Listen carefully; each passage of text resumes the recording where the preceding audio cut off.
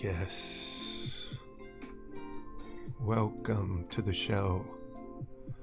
How is everybody?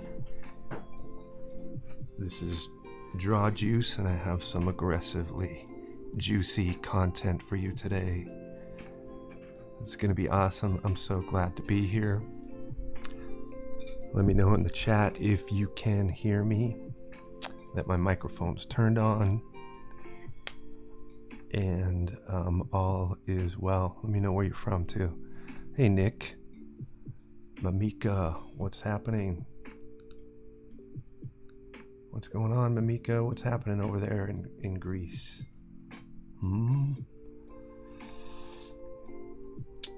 Hey David, good to see you. Good evening. Can you guys see my screen okay?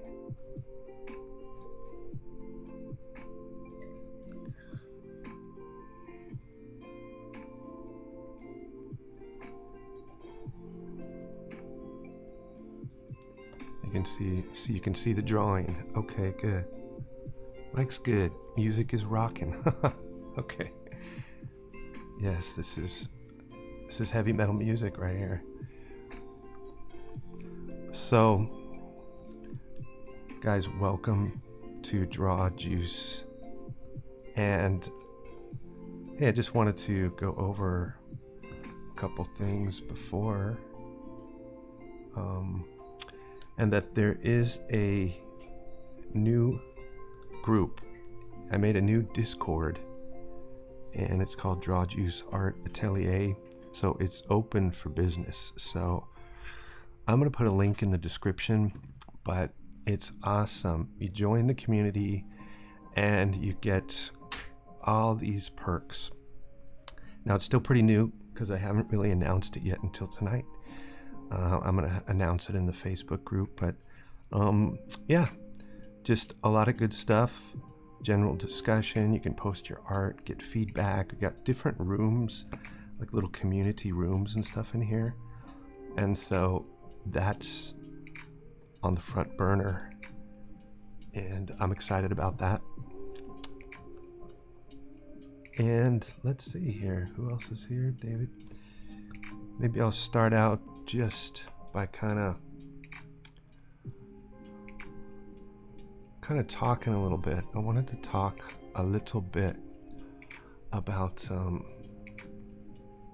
let's see what's on this one. Testing brushes.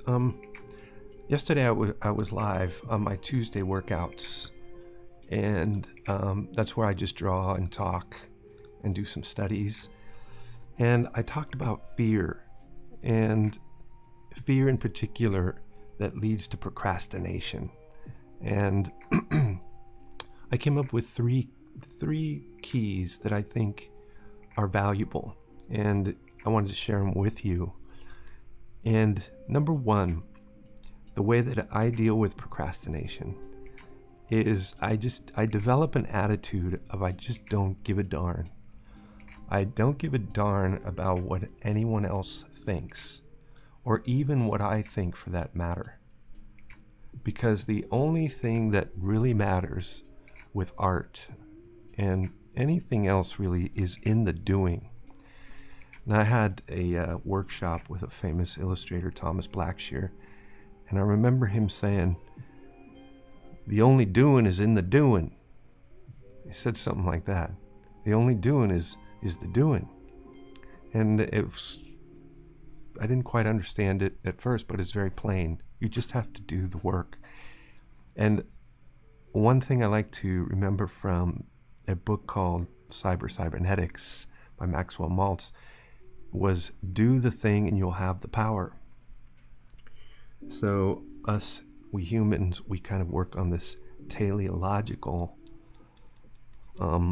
program where we have a goal and then we go towards that goal. So if you do the thing, you can't wait, you can't wait for the inspiration. You have to have that goal and then do it. And then when you do it, you'll have the power. You can't wait for the power to get going.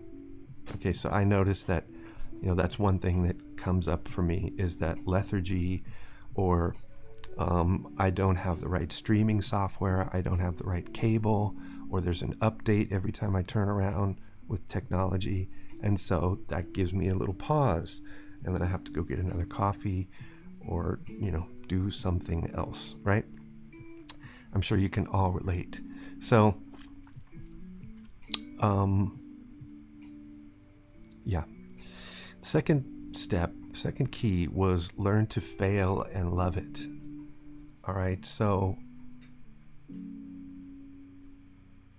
this is one thing another teacher taught me that he said that I was like, that just sounds like such crap. I don't want to fail and love it. But you have to, because really failing is the only legitimate path to learning and growth, right? So when you realize that, the pure gold will dawn on you, and you'll realize it's more painful to stay stuck or to right, than to look silly. It's more painful to stay stuck than to look silly, because the risk to reward is much greater if you look silly and move forward. And staying stuck just means pain. You'll always stay the same. You won't make progress, and that's painful. You won't realize your dreams. Maybe you won't have as much self-respect. But you say, yeah, but if I try, I might fall down and fail, and then I'll lose my self-respect. No, that's temporary. You'll feel embarrassed, but you won't lose your self-respect, because, like I said, the pathway to learning is failing. When you're moving and failing, you're learning, and you're gaining what it is that you want. You're gaining the skills, right? You're gaining the knowledge. That's what you want. Okay, step 3 was develop a friendly inner voice that speaks firmly, encouragingly, and caringly. This is one that I don't know where it came from, but I've had trouble with fear. It has sometimes ruled my life in the past, and you have to overcome that. But there was one thing that I had that I couldn't really account for, was this part of me that really believed in me. Maybe it was like a little voice, like 10%, but it would talk to me. I would let it talk to me during work, because it's just you in the cubicle. You're drawing, you're doing concept art, animating, and I would just let it talk to me in glowing terms, like how great this drawing is going to be. It's going to be the next best thing. It's going to be the best thing I've ever done. Wait till my boss sees it. Wait till my friends see it. Wait till so-and-so sees it, right? And I would just talk to myself like that. And maybe you might think, well, that's a little bit a delusion. But, maybe. But the alternative was to listening to the voice that says, you suck. And you can't do it. So I figured it's just a choice. Both the voices were there. And I prefer the voice of encouragement, of that cheerleader, that voice that is the kind of a voice like of a father who really cares about you, right? So develop a voice that comes alongside, that invests in you and looks in you as someone who you're really worthy of care, and being taken seriously, and being talked to nicely, and comforted when you're hurt, and all that sort of stuff, guided. And so it's kind of a respectful, loving kind of voice. And I think that really does good. And it's silent because it's all inside. So let that voice pump up that thing, because then when I pump up that voice, I get really excited. So it's one of the things that helps me overcome that fear or that inertia of going forward. Or when I get stuck in the middle of a drawing, that's sucking, and the critical voice takes over. I need, that cheerleader voice to come back and say, dude, you're awesome. You're gonna get through this. It's gonna be amazing. Look what you can do. So see if you can hear that voice and develop that voice. I really recommend it. I think it's very powerful. Let me know in the chat if you can relate to any of that. Hey, Maria Wagner, what's going on? Nice to see you. Thanks for coming. Let me know where you're from. And let me see here. Take a drink of water. I am gonna turn on my display over here. Okay. So let's see.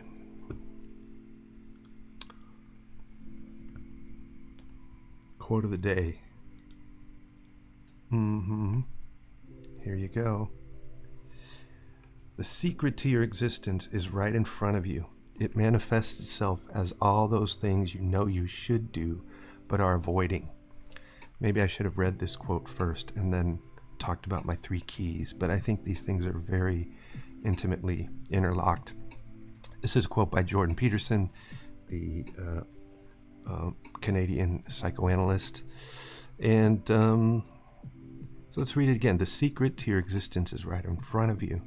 It manifests itself. So in other words, it comes to be as all those things you know you should do but are avoiding. So it's there. It's sort of latent there, and it manifests as you do the things you should do. So just think about that, over the next coming days and see if that doesn't speak to you. Okay. So where we at over here? I think we're here. Are we here? We're not here yet.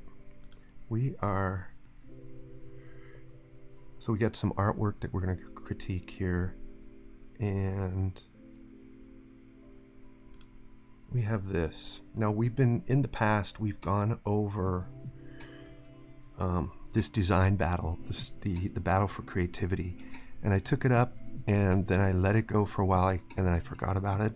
So we're still kind of in that series, and so a few of you will remember. But I wanted to talk about the allies that we have in the battle for art, in the design battle, and to help us just overcome some of these things that are going to come up constantly, no matter if you're a beginner or a professional. And this one is called readability.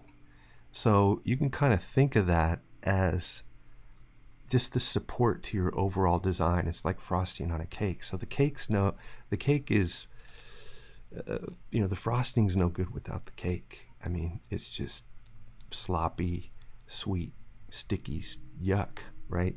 You need that cake, you need that foundation, that thing to be baked with the proper ingredients, and then you can put the final touches on with the frosting, the candles, all that stuff that makes it look beautiful. That's aesthetic design. But the inner stuff, the practical stuff, is in the ingredients. So that's what detail is. And people get it mixed up, and because they get seduced, so to speak, by the details, because that's all we see, and we're unable to ferret out the structure of everything that we see around us. Unless we're particularly built that way, we don't understand, oh, that looks like a box, or that's made by 2 spheres and a cylinder. That's sort of hard for a kid to think about. So we have to be shown that oftentimes. So let's move down to the second point. If the design isn't strong, the detail's not going to save it. Okay? It's just not. No amount of frosting piled on is going to make that cake any better. It's still a pile of oozing, collapsing stuff, sweet stuff. Unappealing to look at. It might taste sweet for a little while, but it's not going to hold the candles, and you're not going to sing happy birthday to a slumped over cake. Okay, so that's same thing with detail. Too much detail can cause confusion to the viewer, right? It's like overwhelm. Too many things to look at. I don't know where to look. I'm tired, so I'm moving on. Okay. Some people like detail. That's fine too. I'm not saying detail's, bad, but sometimes it's an aesthetic thing. In video games, there's detail all over the place, especially Japanese and Korean video games. They just put characters and things chock full with details up the wazoo, and that's kind of the way they like it, I guess. I don't know, I guess it makes things more exciting for kids, But for other things like paintings, portraits, landscapes, it doesn't really work as well.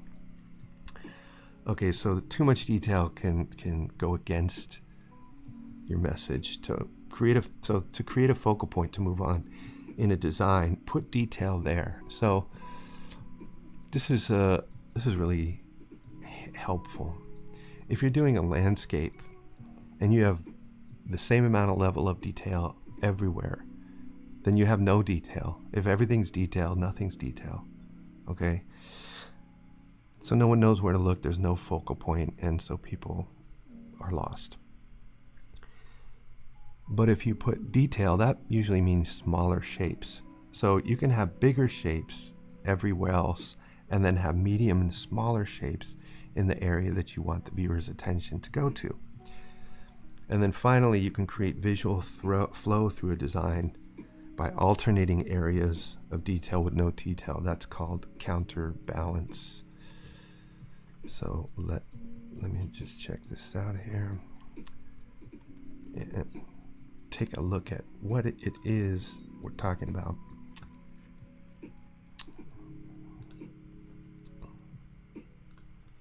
All right. So the guy on the left, he's got too much detail. It's a poor read. So this detail interferes with the message, right? It's like signal to noise ratio. The noise is too high. Like imagine the radio in your car, or the old radios where you turn the dial and there'd be static in between the channels. So that's where the noise is strong and the signal is weak. But as soon as you dialed in that station, the signal was really strong and the background noise was weak. It wasn't interfering. So when you use too much detail, it interferes.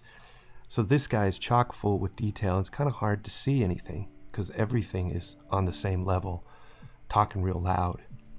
So in example B, if you kind of put detail and alternate it, detail in the face, alternating with an area with less detail. One side has buttons, the other side doesn't. And then you bring in the detail again here. And then you leave out detail and bring in detail. So you can kind of see how alternating the detail can create a path, like a visual path through, like a flow through. And you can have areas of rest, you can look at his face and spend some time there, and then move kind of through here and rest your eye a little bit, and then come around and look at this stuff, and then bounce maybe between these two things, and then rest here, and then come through and look at this. And so you can have a path all the way through the character, and that way it's kind of more how the eye actually sees, because the eye doesn't take in everything all at once. They've done studies in the 70s where they tracked eye movement with instruments scientifically, and they just saw that the eye bounced around and focused on different things, and then sort of took in the whole thing. Now it seemed like it happened in an instant, but it didn't. There was actually time in between where someone looked at parts of an image or a room or a painting or a photo, and then your brain pieces it together. All right, let's look at this prop. In this top sword, you have an area of detail, an area of rest, right? Detail, and so on. As opposed to this sort of French Rococo, overwrought with detail. And that's actually kind of cool, I mean, there is some appeal to this.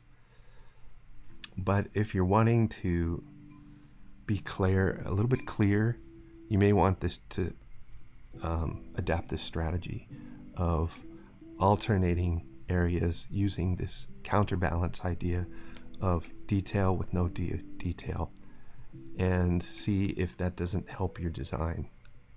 So that's readability. Not really. Okay, so let's go on to the next bit here. Now, the next ally we have in the design battle is where to put the detail.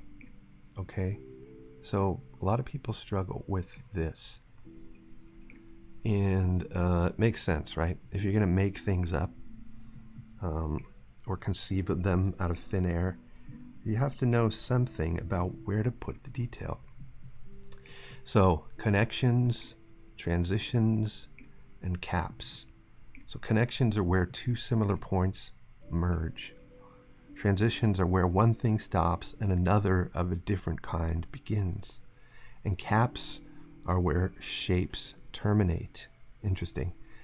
So this is going to help your drawings. So let's look at some examples here. All right. Let's look at example A here. So this is kind of a, well, let's look down here. A transition is where two things, one thing stops and another thing starts of a different kind. So think about the grass, where the grass stops and the tree trunk begins. Those are things of a different kind, and they're juxtaposed together. In example A, this doesn't happen.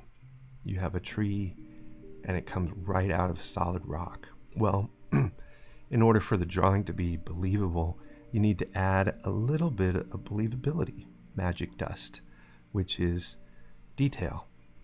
You can add grass, flowers, bushes, to make that transition a little more seamless, a little more believable. Okay, let's look at this arm. Looks a little flat, right? It doesn't have any real transitions that tell us we're moving, that this is real. So to make it look a little more solid, you can add overlaps, right? And they're the insertions and origins of the muscle. Okay, you have an origin of this deltoid here, and the insertion is here in the bone of the humerus of the upper arm. We don't need to know that anatomy, but it's just these little overlaps, these little letter Y's, you can break them down as a letter Y. They kind of really help the flow and make it look real. Okay. Another one. Something of one kind moves into something of a different kind. So the thorax of this insect moves into the head. Doesn't quite look right. It's just stuck on. We need a little piece of detail right there. That little triangle connects the head to the body, right? Just like the tree, we need a little piece of detail, otherwise it looks just stuck on. This vegetation helps it. Okay, and again, one thing of one kind ends and another thing begins. So the pipe is metal and it butts up against this brick wall. Well, what's holding it together? It looks rather unnatural. So here's where you could put a little bit of detail.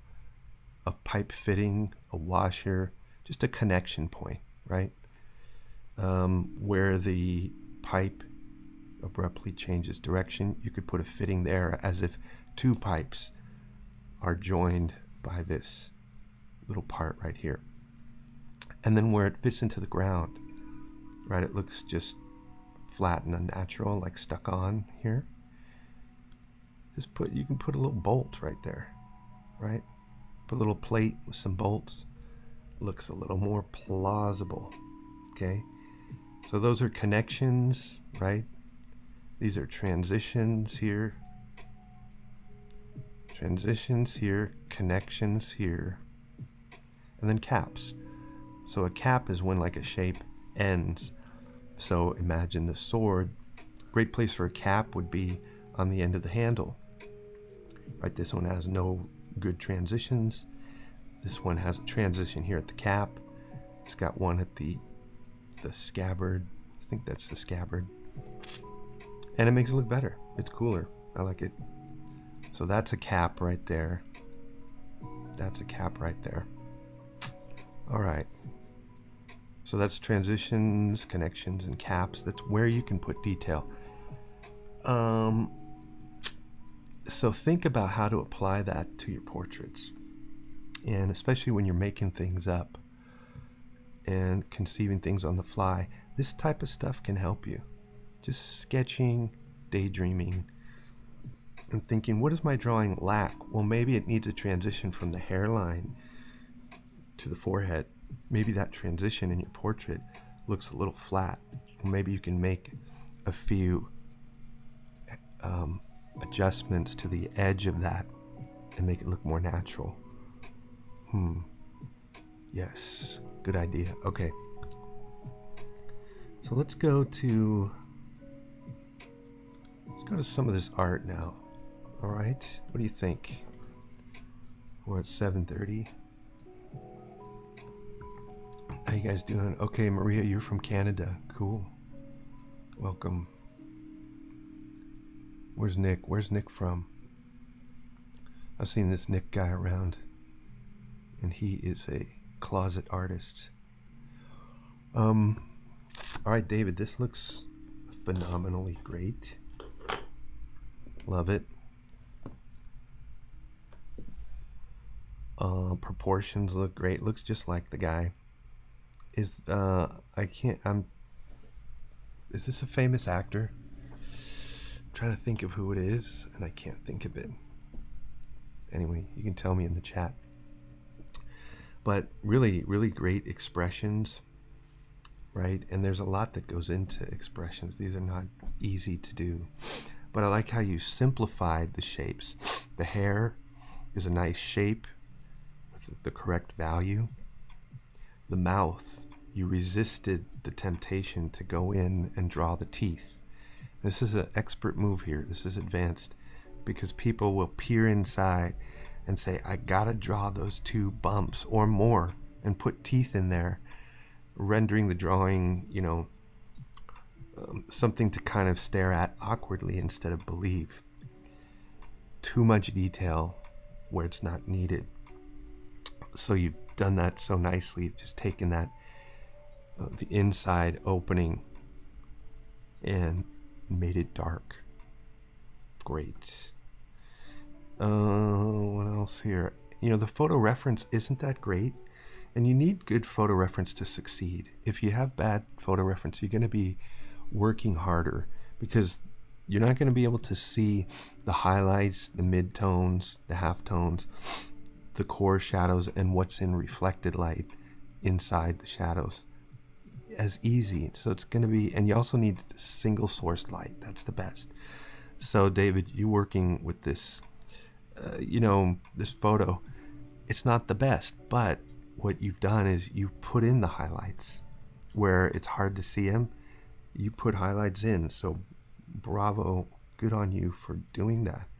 Another really nice move there that is showing a lot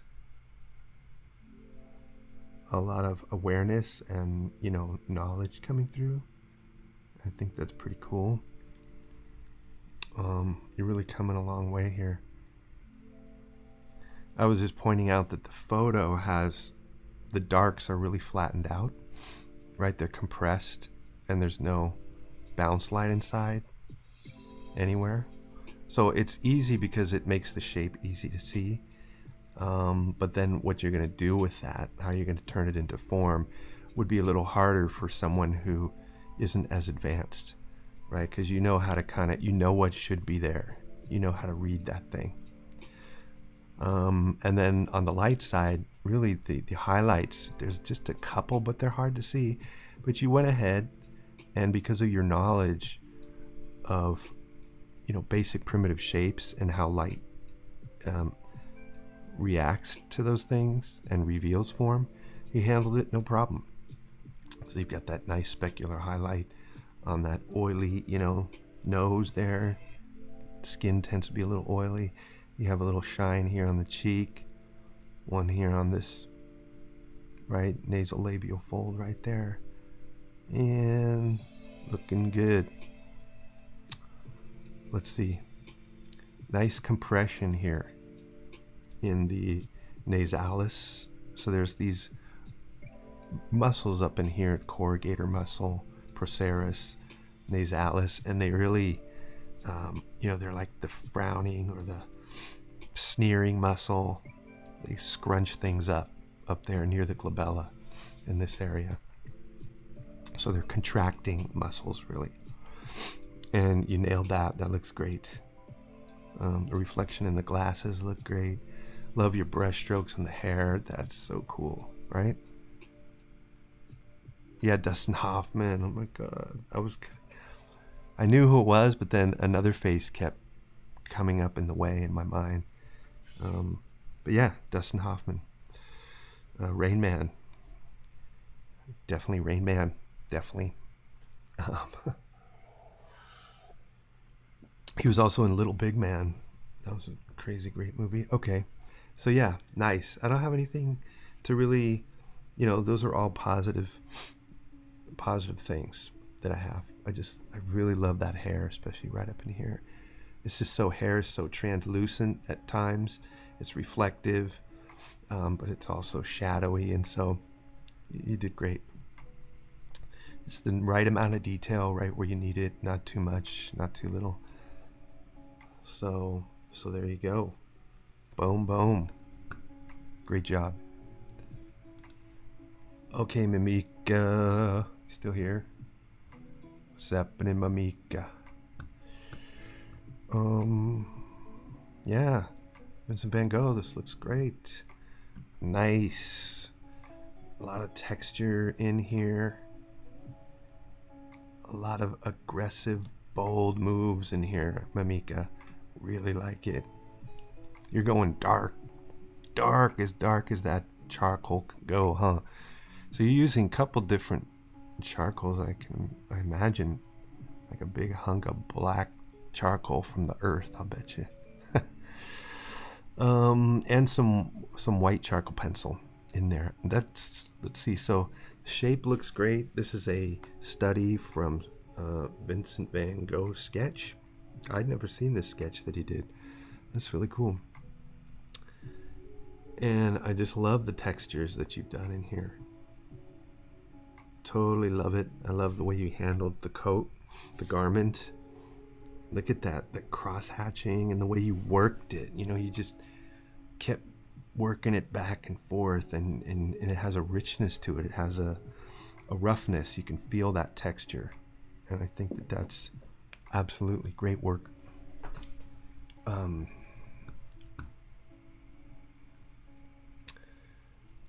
David says, thank you, more to come. Feel free to get real picky. Okay. Will do. Thanks, David. So yeah, great texture work all the way around. This whole thing is worked from top to bottom, inside and out. There's nothing left undone here. And I bet that felt great to do that and go to this level, right? And come out the other side and then show people, hey mom, hey dad, look what I did. Hey, you know, show your girlfriend, your boyfriend, and just people, and put it on the internet. That's cool. So I can't say enough about your texture work and your cross hatching and your hatching and feeling how they reveal the forms.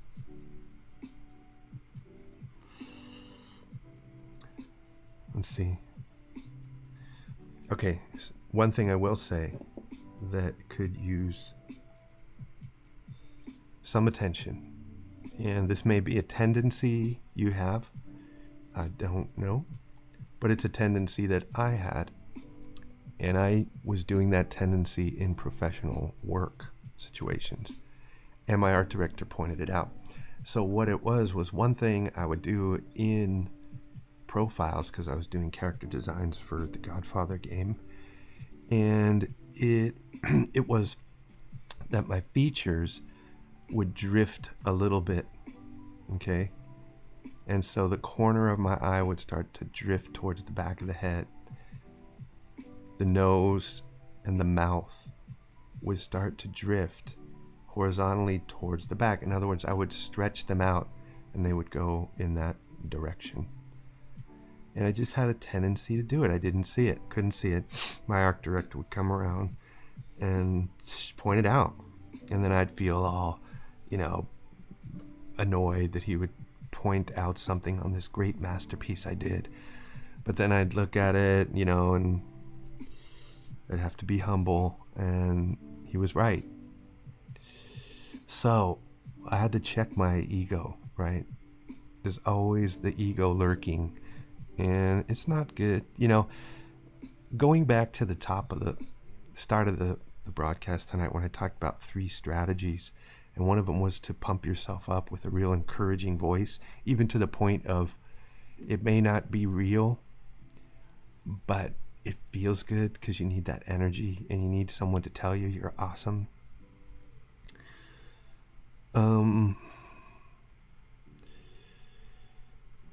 So that ego thing, as much as we need that encouragement, we also have to watch out that it doesn't blind us to the things we need to see so that we can make progress, to fix our mistakes, basically. Okay, so you got to be humble, and you have to be encouraging at different times. So be encouraging inward to yourself, and if someone's correcting you outwardly, then just listen, take it with grace, go back privately and see if they're right in what they're saying, and if they are, then learn from it, be grateful, and if they're not, just be graceful in that as well.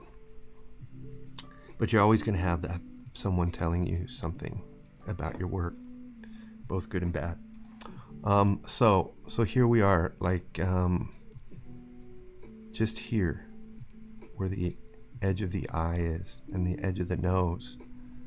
They're a little, let's see where it is here. So the edge of the mouth is kind of at the front plane of the eye socket, and yours is a little bit behind that. Okay, let's see where the nose is. The nose is where the front of the eyebrow is, and yours is good there. That one's good. And then the eye, the terminus of the eye, the end of the eye, that one just seems a little, kind of a little bit far back, a little stretched out, kind of closer to, this distance here, right? And this distance here. It's a little smaller on yours because the eye is sort of stretched towards the back of the head. Does that make sense? And sometimes we have to, take these straight lines and so we can see it, and kind of measure it and so on and so forth. So just aside from those proportion things, this is a great study, great drawing. Love the textures. Even now I just noticed in the background what you did with this stuff. All that work on the texture on that back wall. Pretty awesome. Pretty fun. Now, just a note about using colored pencil. If you mix the colored charcoal or Prismacolor pencil with black charcoal or even graphite, it's gonna get cloudy and gray blue. So you've got a warm background here, a light warm tone paper, but you can see how it went a little grayish, right? And it appears kind of blue because it's against the neutral, the warmish background. And so that's just due to the fact that you mixed these two mediums and they don't mix well. And so what you want to do is keep your highlights separate from your shadows with this medium. So just keep that in mind. And yeah, Mimika's just saying she just saw those when she finished it, right?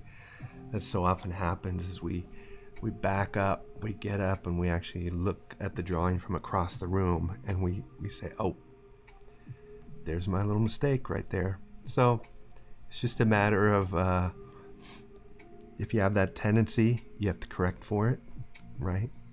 And we're all going to have tendencies towards bad proportions. And it just, in particular, you might have this one where you stretch things like I had, but it might show up in some other way, like the eyes might be too big all the time or crooked or something like that. People have different blind spots. And so, and they show up when we've been working diligently, and then we don't look at the big picture. The big picture doesn't lie. So you have to get up and look at it and see what's going down. Also, you have to measure pretty well. And, you know, I hate measuring. But if I want problems later, I will neglect measuring. If I want more smooth sailing with better outcomes, I'll do the measuring and the work up front. It's just a discipline thing for me. So yeah, there's that little medium thing. Beware of that the next time you use the white highlights. But that's beautifully done. Be encouraged, and you're making great progress, Mimika.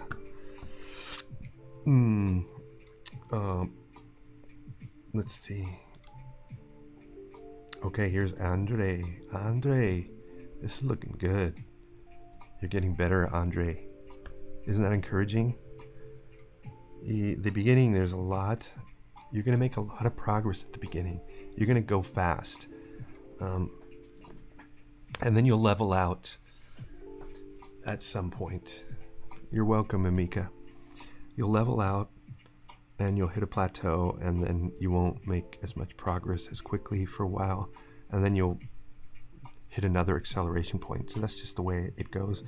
But this is a lot better than your previous attempts. And here's why. The overall silhouette is accurate. The proportions within the overall silhouette are excellent. All the way down to the smallest shapes. I'm thinking these are real nice, real good. And they're designed shapes. That's another thing. They're not just big shapes, medium shapes, small shapes. They're actually well designed and relate well with one another. And some people have a real good knack for shapes. They see the shapes, they can put a pencil line around the shapes and fill them in with some kind of value, and they look good. That's not easy to do. I don't think I do that particularly well, but I notice when people do it and it looks right. How can a geometric shape within an organic face look right? Well, some people can just design shapes well. They're graphic designers. You know, really is what it comes down to. They're good with the graphics. So, and I see that when I look in here. Everything is shaped off. Just like Mimika did. She did everything. Nothing was really untouched. Everything was considered. You've done that, Andre. And I just see the way that you've done it as well. Like this shape of the shadow under the chin, on the neck. Beautifully designed shape, tapered shape. You know, it's thick and thin. And then you filled it in with the right value.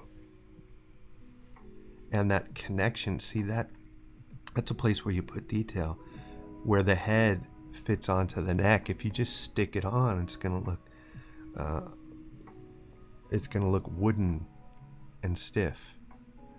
But if you mind some of these details and put some little transitions, like that underplane, that triangular shaped underplane, it's gonna look good. It's gonna look real good. Trying to think of the name of the muscle under there, the digastric. So there's a digastric muscle coming from the back plane of the jaw here and then up to the front of the chin. It's like a small, almost like a shoelace. It's a thin muscle, and it holds in the bottom of the chin, top of the neck. It kind of holds it in. So, and then you've got kind of the stubble. You've got this roundish form, great for the chin. Okay, I believe in these planes. How the light is revealing this stuff. It looks 3D. Looking awesome. The eyes looking good. The proportions, you've really made big improvements on your proportions. So congrats on that. Congrats. Yeah, so the shapes inside, everything, the way that you're rendering things looks great. And look at that boxy eye socket. Eye set deep within. Looking good. So yeah, I like it. I really like it. I'd like to see the jacket go darker, just because there's not enough contrast between his face and the jacket. Like, they're kind of handled the same way, so there's sort of this flow that there's nothing to stop your eye. Kind of like there is here. You just stay kind of on his face, and this stuff is support. Whereas these are kind of competing here with the same level of contrast and the same hatching, or the same finish work. And so all you maybe could do is just darken one of them. And I wonder if I can just take this, turn it black and white.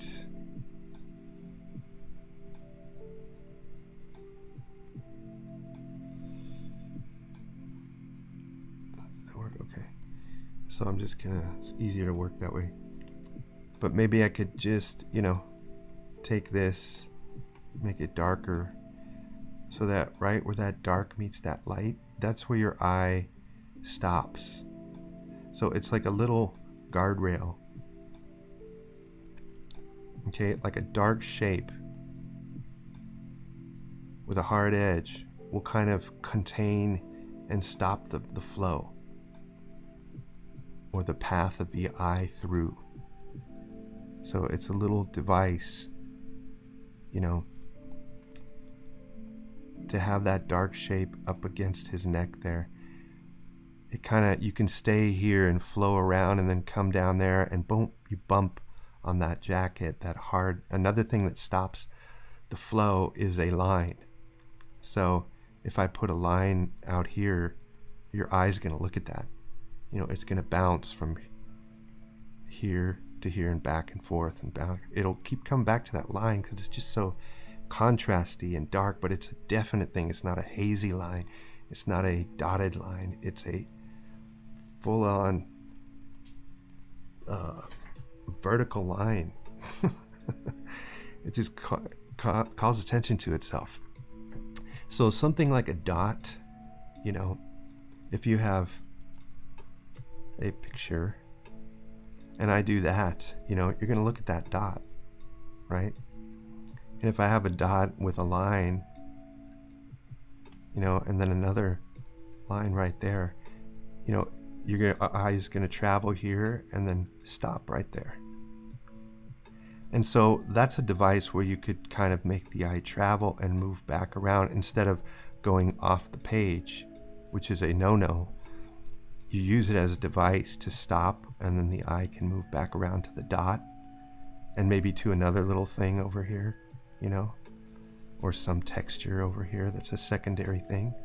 And so, you know, you've got like a 1, 2, 3 read, and the eye's moving around the picture plane, and that's kind of what you want, like the eye to keep within this format here, you know.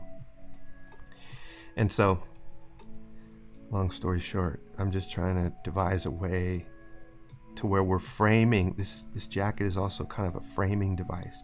It frames the head, and it doesn't let your eye just travel off, you know, and just sort of go here and everywhere. We want to maybe look at his eyes first, and then move down, and then notice maybe the jacket, and then the background. Okay, so you can just kind of, you know, it's in the photo too, so you could just kind of squint and compare, and maybe the surface of that jacket could be smoothed out a little bit, right? It's a finer fiber than his beard, and so the knit on that jacket could be, you know, the way it's revealed would be a smoother surface. And it's smoother because rain is supposed to be repelled from it, slide off of it, right? So it's not going to be stubbly and full of texture that would hold the wet rain. It's supposed to wick the rain away from the person wearing the jacket. So the function of that thing, you know, it would make sense to have it be smooth. And when we quiet it down, we take away a little bit of the texture, then we notice that face more, right? Just by the value and a little bit knocking down the texture, quieting that stuff down does a lot. Okay. And then one more thing would be sort of the idea of the big form modeling. It's taking something from, you know, the general impression of light, the way it reveals the big forms, not the medium forms or the small ones, but just, you know, something like a gradation. If I squint down, there's sort of that area where light gets occluded under the hat, and then the I'm messing up my words here. The forehead starts to roll out from the dark, right? And you can see that gradation there on the far side of the forehead, right? It gets real, the edge gets muddy and murky there. Can't see it. That hat gets pretty dark in there. But, you know, something like that can bring a little bit of realism to it as well. Like there's always things you can do to a drawing to advance it, to give it the impression or the realism or, you know, the psychological impact that you want. So something like that, you know, just something real simple like that. That can help too. So we're just going a little bit next level. Simple stuff, easy stuff to do. It doesn't take long, especially with computer. It doesn't take long to do. But it wouldn't take long for you to do this with your pencil either, because you're just creating little gradations, right? If you know how to do a gradation, this won't be hard. But if you don't know how to do gradation, did I say that right? If you know how to do a gradation, this won't be hard. But if you don't, it'll be a little bit of a struggle. But that's just knowing how to control your medium, right? Your graphite or your charcoal, and getting a smooth transition from it. All right, Andre does great. Really much better. So you can be happy with this one for sure. Absolutely. Thanks for that submission. Looking good. Real proud of you. So let's see. Let's go to this one. That was Mamika's from last time. Okay, let's go to this one. Look at this one. This one's from Cyrus Francis. This looks really nice, Cyrus. Yeah. Everything from the shapes, the values, the edges, the textures and details, all kind of in that hierarchy. Everything's working really fantastic.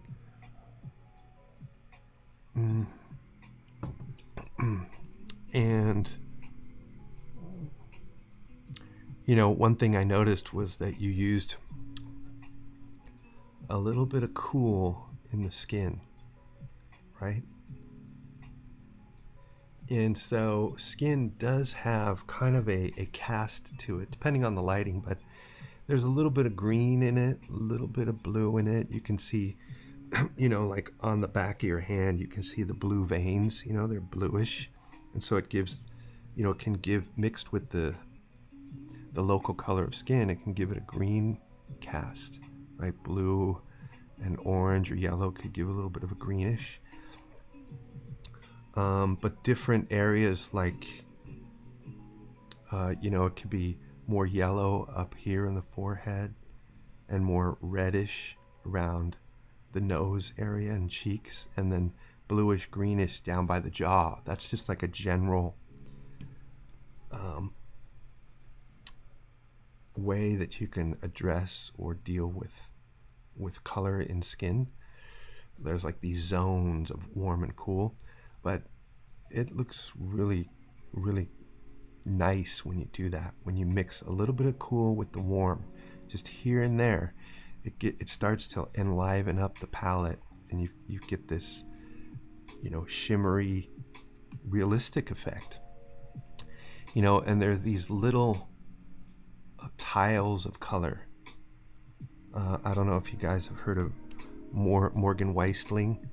He's a well-known illustrator, painter, and he uses little tiles of warm and cool colors, and just throughout, right? And so he'll have a little bit of blue. I mean, it's not right, and then he'll have a little bit of green as well. So you could mix in more than just one color with that warm. You could have a cool neutral to cool blue, and then a neutral green, and then mix those things around. You could even use a little bit of purple, very light neutral purple, and it really has a great effect. And then look at these eyes. The planes are done so well, and they're just really sitting in there. And you know, it's like a person. We're looking at a person. You've captured the person's soul, you know, so you kind of see, right? The planes, top plane, side plane, top, front, right? That kind of stuff. And then all this, right?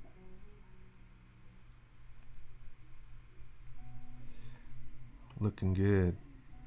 Hard to do, right? Hard to do on women, especially because they have these smooth areas just openly out there with no transitions, you know. And so got to get the shapes right. But this in here, boom, you know, and then it becomes this,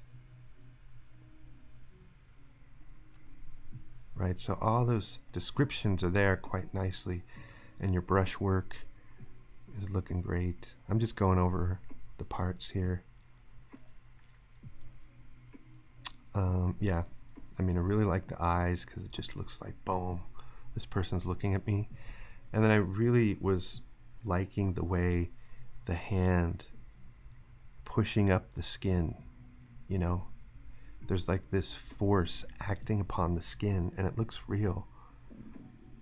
And it's just a thinking through, of course, the reference, right? But thinking through, what are these simple shapes going to do when they act upon each other, right? So if you think of this as a simple, I don't know, a 3D kind of thing sitting there. It's like a bag of jelly. And then that's going to be compressed by this cylinder. What's going to happen when that cylinder puts force on that soft ball of jelly? You can think it through, right? You're going to get some kind of compression, because I'll bet you that, right? In this scenario, the cylinder is harder than the bag of jelly. You're going to get this compression, right? It's going to push the jelly and compress it. And so it's going to be misshapen. It's going to start to really pop up. It's going to change shape and be, you know, it's going to be pushed against something. It's going to have to go somewhere. The stuff's going to, you know, push out, because it can't go this way because there's another hard bone thing here. So you got a hard thing here, hard thing here. And that little bag of jelly has to push out like that and towards us, right? And so how would you light that? You know, just think it through. How would you light something like that? And what kind of edge would you use? You know, and where would this stuff go?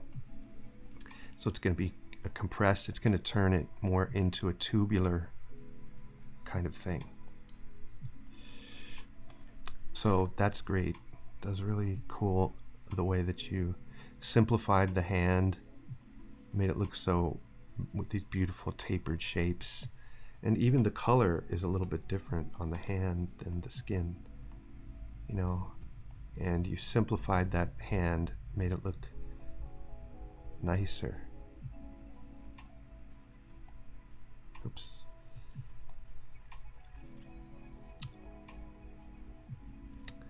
Just going back and forth.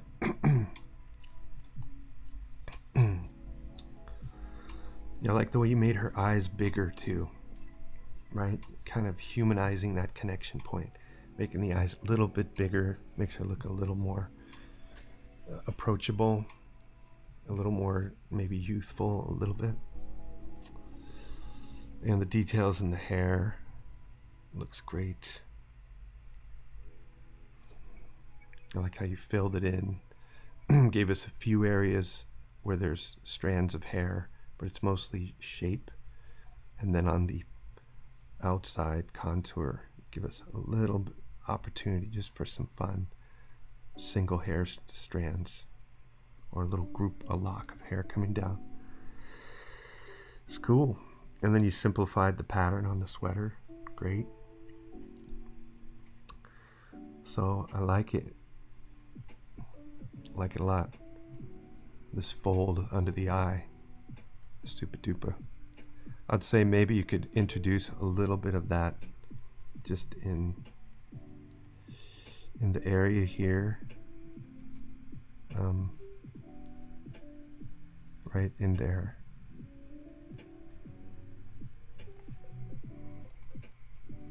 I'm just gonna go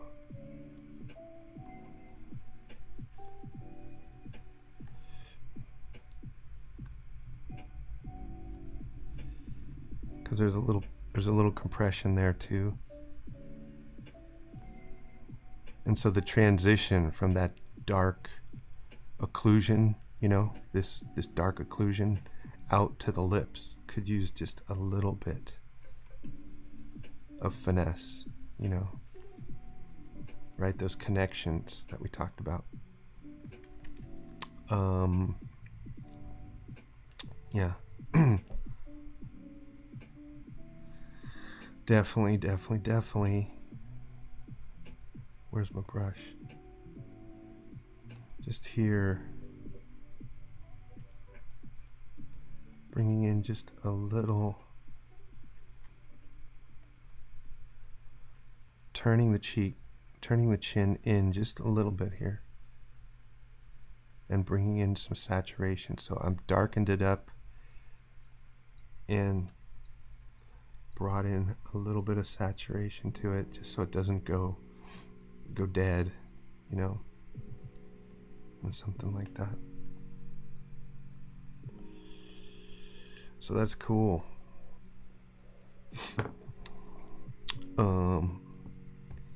So Cyrus, man, thanks for the submission. I haven't seen you in here before, but I'm certainly glad that you came by and you dropped this in the box.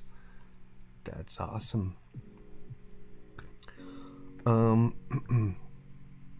I think that's all we have for tonight.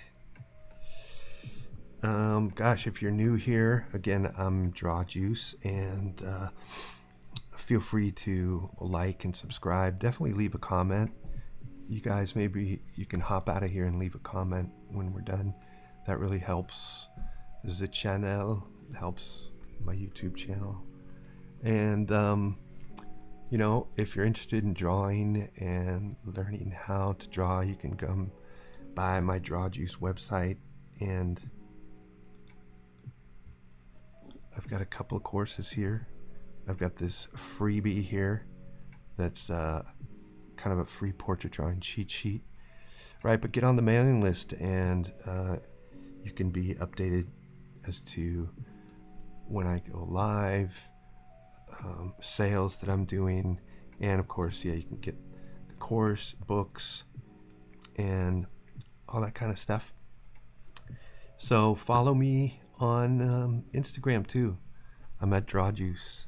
That would be lovely. That would really help me out, and I would forever appreciate your support. And everybody tonight, oh, it's Sampico. I didn't see him sneak in here. We're just about to end, my friend. And I'm hungry. I want to eat some dinner. So again, I think I mentioned it, but I go live every Tuesday around 2 p.m. and that's where I just draw and chat, but mostly draw. And I do studies or get into a drawing, and you know, figure drawing as well. So come by and visit me there. I've had a splendid time with you guys tonight. Thanks for submitting your wonderful work.